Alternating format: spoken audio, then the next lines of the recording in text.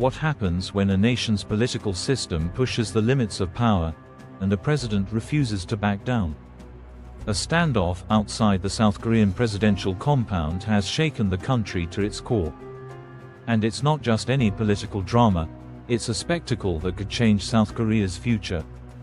What led to this unprecedented clash between rival government forces? And what's at stake for the president who refuses to go quietly? The scene outside the compound is chaotic, with investigators stopped dead in their tracks by hundreds of security guards and a massive barricade. For weeks, impeached President Yoon Suk-yeol has remained holed up in his compound, defying detention orders and warrants.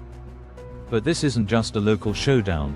This is a reflection of decades of political turbulence that have defined South Korea's journey from dictatorship to democracy. A country where power has always been contested, where leaders have been toppled, imprisoned, or shamed.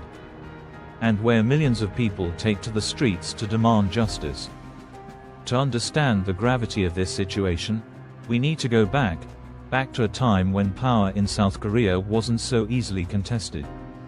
The roots of South Korea's political divide are deep, stretching all the way back to the aftermath of World War II. When the peninsula was divided by the US and the Soviet Union, tensions began to shape not only the political landscape but also the very identity of South Korea. These divisions have left a scar on the country's psyche, one that continues to shape the nation's political climate today. South Korea's history is not one of calm and stability.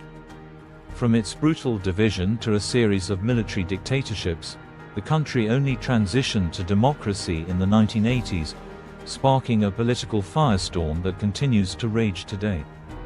Fast forward to today, where South Korea's current political crisis is unfolding before the world. Last month, President Yoon Suk-yeol made a dramatic decision, one that shocked many. He declared martial law, a move many saw as an attempt to assert control over a divided nation and an opposition that controls parliament. But this wasn't just a power grab. It was a declaration of war against the political forces that sought to curtail his influence. Yoon's legal team insists his actions were necessary to preserve the stability of South Korea's governance. He calls it a stand against a liberal opposition that stalled his policies. But for others, his decision to impose martial law is nothing short of a rebellion. Martial law lasted only hours, but the effects have been felt far beyond that. The country's politics have been shaken. Diplomatic ties are under strain.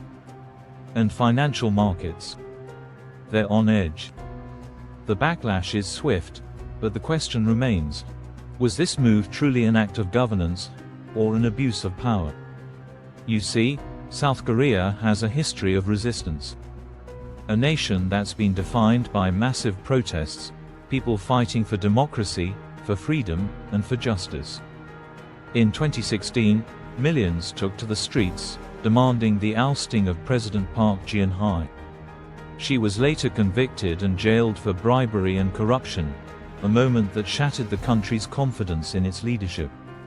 So why is Yoon refusing to step down? Why is he locked inside the compound, daring the system to take action? For weeks, the country's anti-corruption agency has been trying to detain him. Last Friday, a team of 150 investigators attempted to break through a military blockade and take Yoon into custody. But what unfolded was not just a failure of the investigation, it was a fight for control of South Korea's future. The standoff lasted more than 5 hours, as security forces, backed by troops, stopped the investigators dead in their tracks. The question is, who holds the true power in South Korea? Is it the president and his loyal security forces? Or is it the agencies and the people demanding accountability? South Korea is at a crossroads. The decision of whether or not to impeach President Yoon will shape the nation's future. If the Constitutional Court rules to remove him from office, it will send a strong message about the limits of executive power.